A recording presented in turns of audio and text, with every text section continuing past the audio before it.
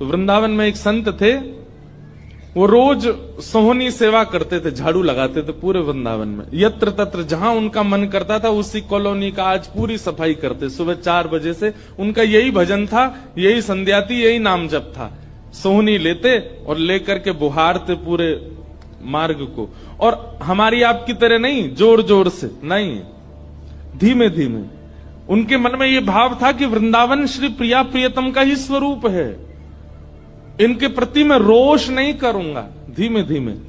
और जब बुहारते थे तो अपने नेत्रों से ध्यान पूर्वक ब्रज की रज को देखते थे। कहीं कोई चिन्ह दिख जाए, कहीं किशोरी जी के चरण रज दिख जाए, कहीं ठाकुर जी के चरण दिख जाए। करते करते जब वर्षों बीत गए तो किशोरी जी के मन में भाव आया, हम नित्य रास के लिए वृंदावन में जाते हैं और पूरे वृंदावन को सुव्यवस्थित महात्मा करके रखते हैं, और इनकी एक ही अभिलाषा है कि हमारे चरण चिन्ह इनको दिख जाएं। एक दिन किशोरी जी ने उनको अपने चरण चिन्ह का दर्शन कराया। वो चरण चिन्ह देख करके उनके मन में विश्वास हो गया कि हे श्यामा जो चरण चिन्ह है, इसका मतलब चरण भी है। जब चरण चिन्ह तक ले ही आई हो तो आप अपने दर्शन भी करा दो। अब अगली उनकी स्थिति हो गई कि अब चरण चिन्ह नहीं, अब तो प्रत्यक्ष किशोरी जी को देखना है। लेकिन हमारे ब्रज की एक परंपरा है कि जब तक किशोरी जी की सखियां अनुमति नहीं देंगी ना, तब तक किशोरी जी के दर्शन नहीं हो सकते। इसलिए ललिता जी को मनाओ, विशाखा जी को मनाओ, यमुना जी को मनाओ, गोपेश्वर महादेव को मनाओ। सखियां जब रीझ जाएंगी तब किशोरी जी से मिलना होगा। तो जब तक ललिता विशाखा आदि सखियां अनुमति नहीं देती तब तक किशोरी जी के दर्शन नहीं होते। लेकिन किशोरी जी तो चाहती हैं कि उनको दर्शन दें। तो एक दिन किशोरी जी ने रास करते करते अपना नूपुर वहीं छोड़ दिया, और नूपुर छोड़ करके किशोरी जी निकुंज में चली गई। आप सुबह सुबह जब सोहनी करने आए तो आपको वो नूपुर मिला, और नूपुर देख करके वो आनंदित हो गए। इतना सुंदर नूपुर, ऐसी सुंदर उसकी कलाकृति, इतना हल्का उसका वजन, इतना सुंदर उसका स्वरूप। नूपुर को अपने पास रख लिया। आज किशोरी जी के चरणों का एक नूपुर नहीं है।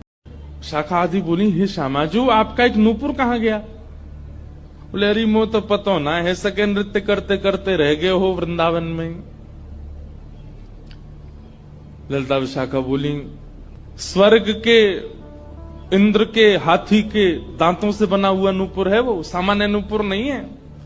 आपके ऊपर तो कोटि कोटि ब्रह्मांड वारी वारी जाते हैं किशोरी जी, पर वो नूपुर ठाकुर जी ने आपको भेंट किए हैं, बड़े बहुमूल्य नूपुर हैं। अब किशोरी जी बोली, मोए ना पता कहां रह गए होगो कहीं पे। किशोरी जी तो मन बना चुकी है ना, दर्शन देना है उनको। तो ललिता विशाखा ने विचार किया कि हम ही जाती हैं, ढूंढ के आती हैं निकुंज में कहां है वृंदावन में। बोले, अपने रूप में तो नहीं जाएंगी, तो एक वृद्धा का रूप धारण किया, एक वृद्ध मैया का रूप धारण करके ललिता विशाखा गई और वृंदावन में ढूंढने लगी नूपुर कहां है। तभी ढूंढते ढूंढते वो महाराज जी सोहनी कर रहे थे, उनके सामने पहुंची। अरे बाबा, हमारी लाली आई सवेरे सवेरे यहाँ पे, और बाकी पाम को एक नूपुर रह गयो, तेने देखो? बाबा बोले, तो फिर चले जाओ, तुम पे भैया खूब धन धान्य, दूसरा नूपुर बनवा लियो, जे मुंह पे ही रहने दो। ललिता विशाखा बड़ी चिंता में लौट करके आई तो किशोरी जी बोली, क्या बात है, आप इतनी चिंतित क्यों? बोले, एक बाबा है, बाने आपको नूपुर धल लियो, यूं कह रहा है कि पहले जिनके पास एक नूपुर है उनको लेके आओ, तब दूसरा दूंगो। तो श्री जी बोली, इसमें क्या देर है, फिर ले चलो, चलते हैं ना।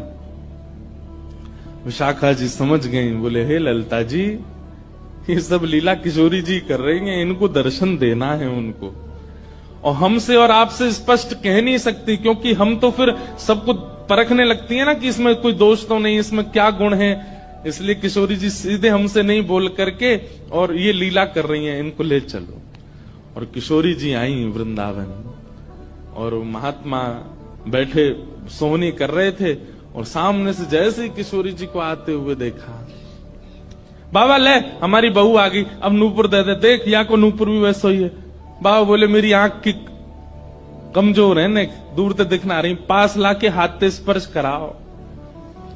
ललिता विशाखा बोली, बाबा तो शर्म ना आ रही अपनी बहू को स्पर्श करा में? तो बोले, चरण स्पर्श करावे में कहा देर, ले आओ। किशोरी जी समीप गई, जैसी चरण स्पर्श किए, अपने हाथों से नूपुर पहना करके लिपट गए चरणों से। हे किशोरी जी, हे श्यामाजू, अब कृपा करो।